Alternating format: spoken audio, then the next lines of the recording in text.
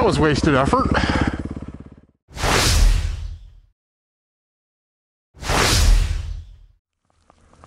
Well, a little hilltop dead end turned out to be a nice view. Came all the way up here thinking there was a trail, and no, it was just a turnaround. A little windmill over there, cool looking cactuses. We're just out plodding around. Hello, YouTube.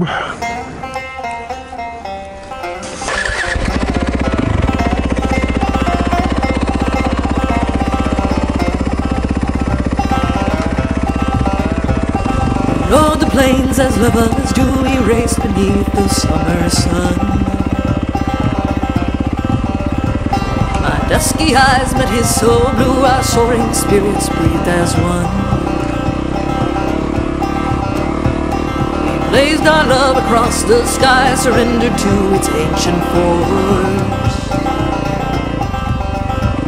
Until the day he said goodbye and climbed aboard the iron horse.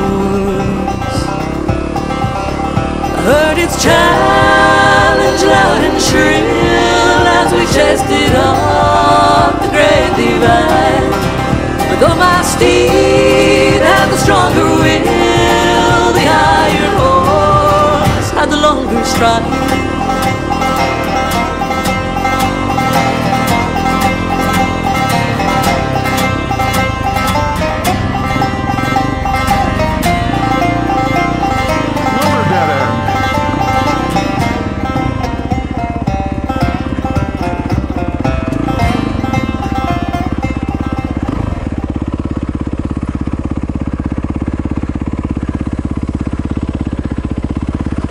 Well, I figured I haven't done this in 3 or 4 years, and I've collected quite a few subs since then. And I want to walk around and maybe show you some of the stuff that I ride by all the time.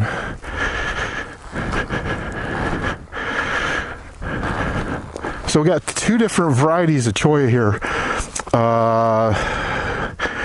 This is regular cholla, and that's what they call teddy bear cholla, because it's looks kind of like a teddy bear, but you wouldn't want to hug it, but you wouldn't want to hug it, but you wouldn't want to hug it. These right here at the end are the remnants of blossoms. They actually have big old flowers on them, and people eat those. Those are cholla fruit or cactus fruit. And these suckers are ocotillo. I believe that's Spanish for whip. There's a smaller one. And they get big. They get bigger than this. Of course, like most stuff in the desert, it has thorns on it.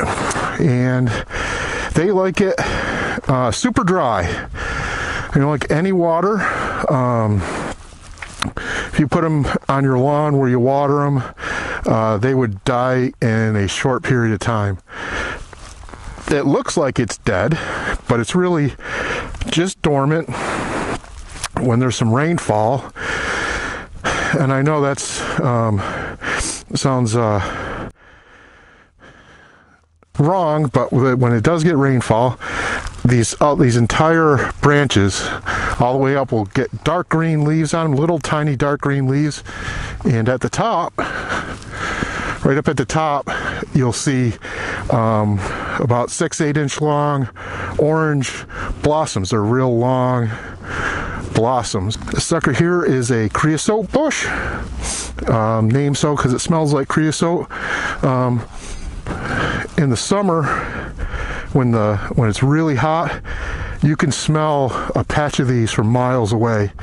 I kind of tend to like the smell because I like the desert. This is a Palo Verde tree, and you can see they normally have leaves on them. We are in the throes of winter, and the bark, as you see, is light green right now, but it'll turn a little darker shade of green The leaves are very small, and in the spring they have bright yellow blossoms over the whole thing. This right here is a sage bush. There's several of them around here. They're almost kind of like I know they're just all over the place, and I want to call them a weed because I have some in my yard. They have a dusty green leaf to them, and they have purple blossoms, little small purple blossoms that cover the whole bush. That right there, that's a compass cactus. If you turn it, it will always point. It'll try to line its ribs to the north. So I'm not sure if that's true or not. They do have some legend lore that if you keep turning them, it will make a spiral cactus out of it. And they live as long as the saguaros do. And they say as the poles shift a little bit over years, they actually turn, and they're only just a little ball of a cactus. And here's a giant saguaro. This species of saguaro only grows, or is only native to Arizona. They have them in Mexico. I think there's some species over in New Mexico. But this is a giant saguaro. It's got really sharp, pointy needles. They go in rows all the way to the top. It's ribbed. Right now you can see that she's not green. There's usually green skin on it. And we haven't had rain in, several months, any significant rain. And what happens is the cactus has flat root system. It collects the water, pumps it up, and I'm not sure if the skin will come back on this one, but up there that skin will get darker green, and these ribs will expand to collect the water. The flesh of a cactus is, I guess you could compare it to like a pear or something like that. That flesh fills up with water, and these ribs push out. The saguaro in my front yard, you can barely tell that there's ribs there because it's been getting some water off of our watering system, which I need to fix because you don't want to overwater these. So these cactus can weigh as much as 150 pounds a foot. They can be thousands of pounds. To grow their first foot takes like 50 years or so. They won't get a boot. These are called, or a boot. These won't get arms until they're like 100 years old, 75 to 100 years old. They won't grow their first arm. It's theorized that they grow the arms to keep themselves balanced. They can grow, I think they can last, they can live for 350 years, something like that, 250 years or more. They grow boots. I don't see a boot around here. My cactus has started to grow, or has grown in the past couple of years. They call boots that are the same as arms. They're just shorter, and they're at the base. Woodpeckers, you'll see holes in them. Most cactus out here are visited by woodpeckers. They make holes in them and nests, and they obviously eat the water-laden flesh. Now, my cactus has shed one arm, and it was about that size. And my wife said it almost shook the house when it hit the ground. I had to cut it up with a chainsaw because inside there you got that flesh, there's a core, and then there's this skeletal structure of rods that go all the way up. So instead of just one big tree stump, it's got these rods about that big around that go all the way up, and there may be 10, 15, 20 of them in a circle in the center of it. We also have lots of rocks. There's lots of rocks around. I don't see anything too much else interesting around here. Well, all right. Let's move along.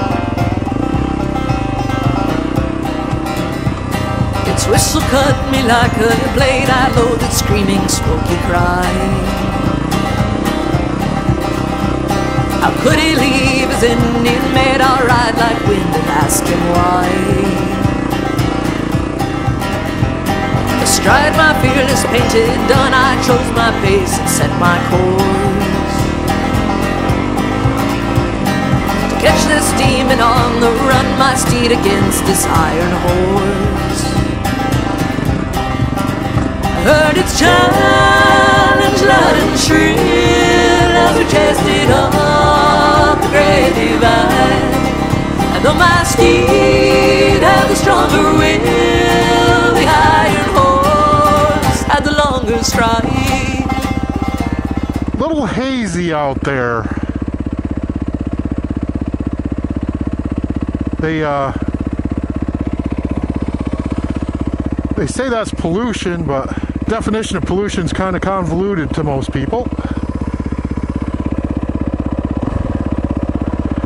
We live in a desert, and a lot of what's hanging out there is dust. And, well, I won't get into that. Anyway, over there, you'll see a little spot of red rock. That used to be a hill kind of like this one here, or the one I'm sitting on.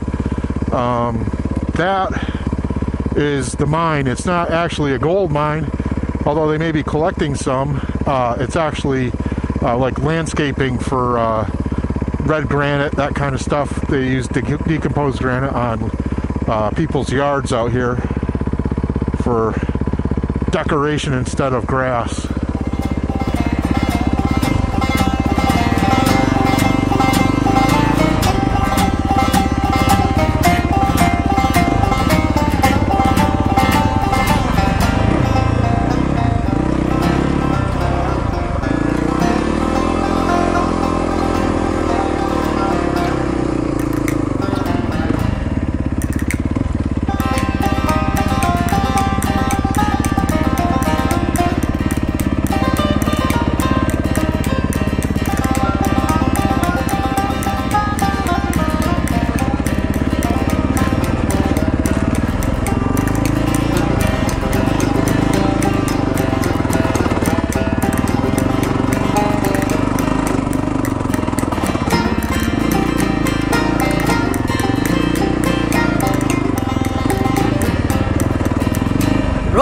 Challenge loud and shrill as it labored up the great divide.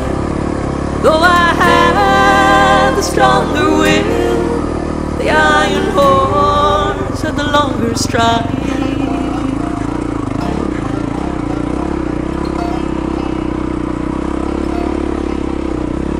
And do an overlay on Google Earth. Flare, I yelled my fury at the beast. See if I can't make some loops up here. Wasted words lost in the air as it roared its way forever east. The iron horse's speed green.